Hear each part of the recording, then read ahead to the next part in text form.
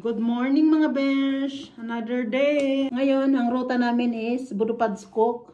So, doon ang punta natin mga besh. Sama kayo. Si Maring Andrea, gusto niyo makita ko na ginagawa niya?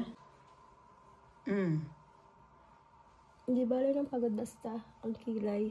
Babad. Bahala, ano? Pagod maglakad, basta kilay is life tayo. Hi! Injured yan. Akala namin hindi yan makasama ngayon. Baka ano ka mamaya. Update ko na lang ulit kayo kung ano nang galaw niyan. Knockout yan pagdating kahapon. Hi, kumusta naman yung sikan din nyo? Okay lang? Lumalaban yung kilay at lipstick.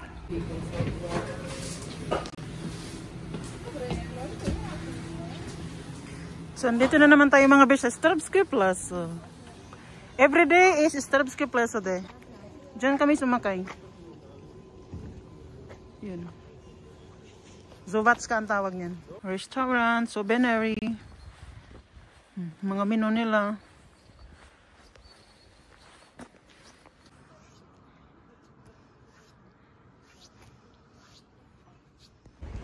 Mga besh, kakabalik-balik ko dito na memorize. Ma-memorize ko na yung daan. Ha? Oo, 10 euro. Dati 5 lang yan. So, ayan si Micah. Andito si Maring Andrea. Alam niyo ba doon? Gusto sana ni Maring Andrea bumili ng salamin. Alam niyo magkano yung salamin? 30 euro. 29.99 mga besh. Giatay ka mahal. Hala, may tambay dito ako nakita, oh. Kabayan? Kabayan? Oh. Oh. So, Paglasing ka sa kanito. hi! Hi, squirrel! Bakit ng winter hindi ka napakita kay Zilin? So, ito yung Starbsky Plaza. Doon sa unahan yung ski park. Talon! Pinapatalon ko talaga. Yung injured namin, okay naman siya as of now. Still kicking and alive. Natuwa naman ako kasi Marie Andrea nakapunta na dito ng winter, summer, autumn. So mga besh, mula doon sa baba, doon sa kanina, straighten mo lang yon papuntang Budupadskok. Yan. So ang ano dito is yellow lane. So paakyat siya pero hindi ganun kapakyat. Unti-unting paakyat, ganun. Mga besh, mula Starbsky Plaza is nasa ano siya, 5 kilometro mula doon sa baba papunta doon sa Budupad. Tatakbo siya ng mga 1 hour and 30 minutes pero pag sa mga beginners na katulad namin, mabagal lang mga 2 hours o higit yun, kasama pahinga. Para yung tubig hindi sa loob. Hahanap kami ng anong mga besh. Dito ba? Kay tungkod ni Maring ano, bali naman na siya mga besh, balikin na lang natin. Uy, grabe talaga siya. Flexible talaga siya. Ayaw mabali. Sana mga besh, pagdating natin sa taas, hindi foggy para makita nyo yung view. Mga besh, ang yellow, ang Starbsky Plaza to Budupadskok. Yellow lane siya. Or Zlata Trasa sa Slovak. Ang ibig sabihin ng yellow lane, paakyat siya pero unti-unti lang siyang paakyat. Ganyan. Kasi sa Slovakia, meron siyang 4 na dobre din linya. Yellow, red, blue at saka green. So ngayon, Anong difficulty niyan? ang pinakamahirap na color is yung green. Ang So, blue naman, paakyat din siya para pag ganun ka. parang curve. Ang pinakamaganda is yung red. So, ito yung daanan namin. Mabato-bato. Medyo pataas siya. Pero okay naman. So, ito yung daanan namin.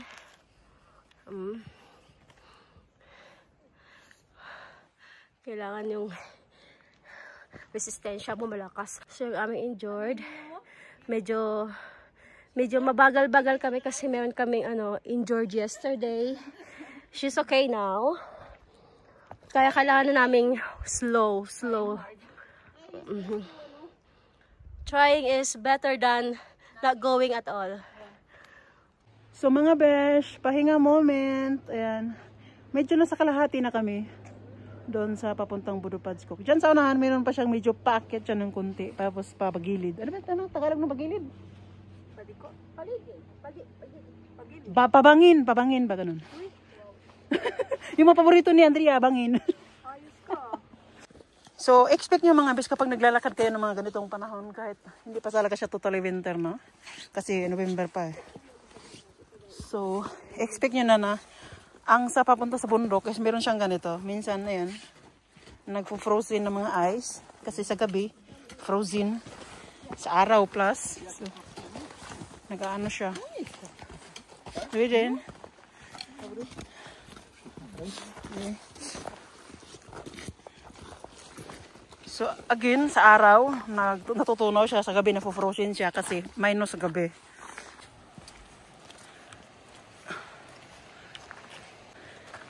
Ito yung maganda pag nag-walking kayo sa paakyat. Pag nakikita nyo yung mountain, nawawala yung pagod nyo, promise. Oo. Yung isipin mo na hingal ka, pagod na pagod ka. Pag nakikita mo na yung mga ganyang view, wala na. Nawawala na yung pagod mo. Napapalitan na ng saya. Ayan, may ano, sapa.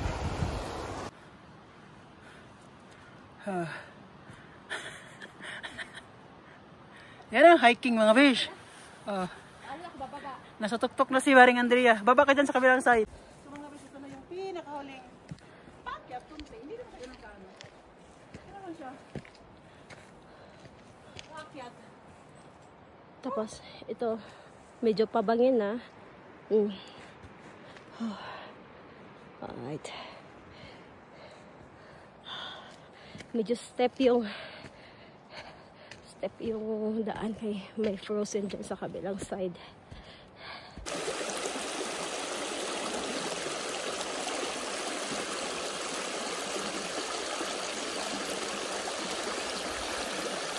Sabi ni Maring Andrea, andyan nata tayo kahapon eh.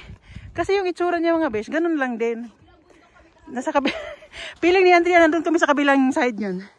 Kasi ganyan din yung mga itsura niya, ang gagandang tingnan. Sa Popradsky Place naman kasi yun kahapon.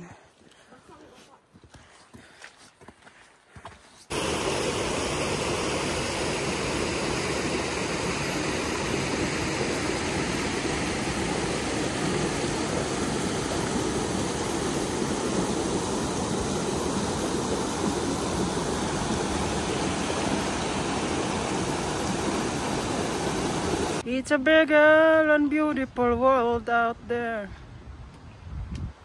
Diba? Na-miss na naman silang dalawa, oh. Nung mga panahong pumupunta din ako dito, grabe din ako. Ganyan din. Alam mo yung uwi ko, so gusto ko umayak sa sobrang ganda. Ganun ako dati. Ayan. Sa Pilipinas kasi mga besh, hindi naman talaga ako hindi ako nag-walking doon. Ni isang bundok na doon, hindi ko nga alam eh. Hindi ko nga napuntahan eh. Dito lang talaga ako natuto. Dahil din sa asawa ko. Dito din. So, noon ko lang na-appreciate na maganda palang mag-walking, hiking, no? Pag nakikita mo kasi yung view sa taas, diba? Worth it yung, ano mo? Pagod mo? For moment. Sabi naman. Pag nagtanong, ay di malayo pa tayo. Sabi ni ano, Malayo. Sabi ni Maika, hindi na ako naniniwala dyan sa malapit na yan. Kanina pa. Malapit na tayo, Aray, malapit na tayo. Maniwala ka. Malapit na kami. Diyan sa unahan yung Budupadskok. Ganda, oh. Ang ganda ng ano. So, andito na kami. May ice siya, konti. Ayan yung falls. Ayan. Dati, nung pumunta ako dito, September kasi yun. So, ano siya, summer in between to summer pa autumn. Yan. Dami tubig dito. Ngayon parang wala siya tubig. Wala siya tubig. Kunti lang. I mean, pawala na. Bakit parang pawala na yung tubig?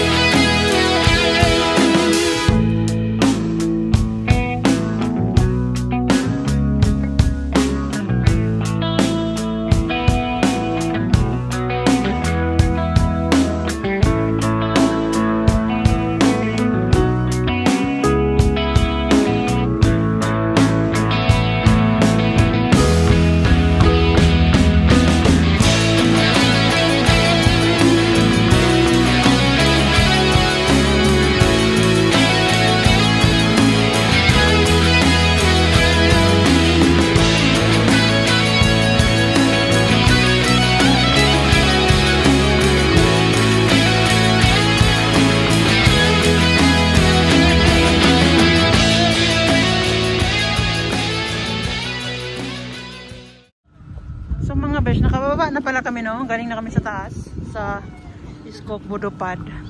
So, dito na kami sa Stravska Plaza. Tapos, meron ditong mga nagtitinda ng mga ano, vendors. Ayan. Bili kayo dyan.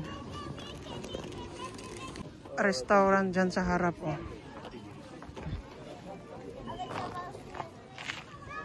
Asan na yung dalawa? Imbis kayo yung pagtripan ko, ako man ang napagtripan nyo. Kabayan, kabayan? Hello, kabayan.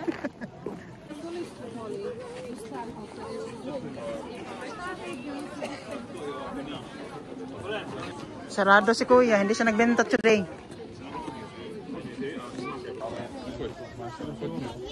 Nyo ko nung gusto niyo may kamais. Kukurito.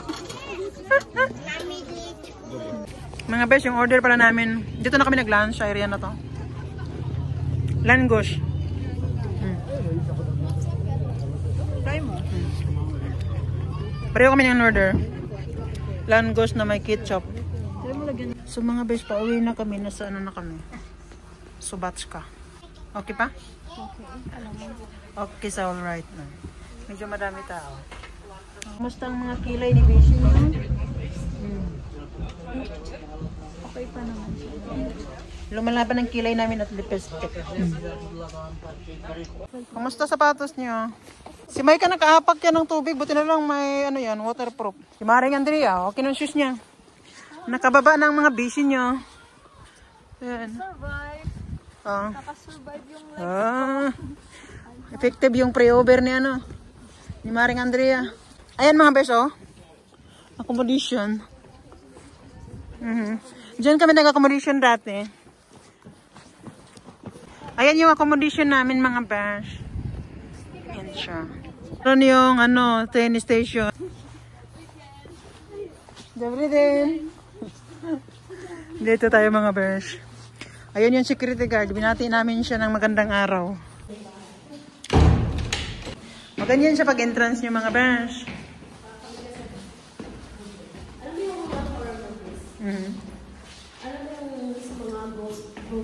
Ghost building.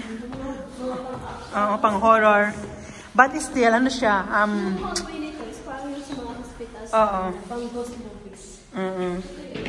Pero ano siya mga besh? Maganda. Yung warm. At ano siya, comfortable. Oo. Oh, day.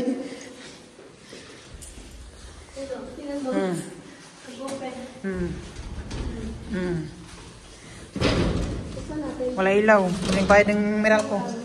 Tingnan nyo kung gano'ng kadilim. Di ba? Hurur, hurur. Walang ilaw.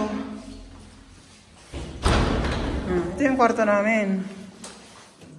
Good morning mga besh. So today is our last day dito sa Starva Tatri. So ayan, naglilinis ako ng shoes. Si Maring Andrea, nagkikilay. Si Maring Micah, nag-i-scroll sa TikTok. Nag-aano na lang kami, naghihintay ng oras kasi uwi na kami ng Bratislava. Back to reality na mga besh. Tapos na siya nagkilay. Imbis na gumaan dala ko, bumigay. So ayan yung view namin again. Uuwi na yung mga kumari kong expire. Tapos na silang mag ano, muni-muni. Papunta na kami sa train station. Kakayod ulit para mag-holiday ulit. So paano yan mga besh? Uwi na kami. Maraming salamat sa panonood. Bye-bye na mga besh. Andyan kami sa Starva train station. Dito kami sasakay papuntang Bratislava. Bye mga besh.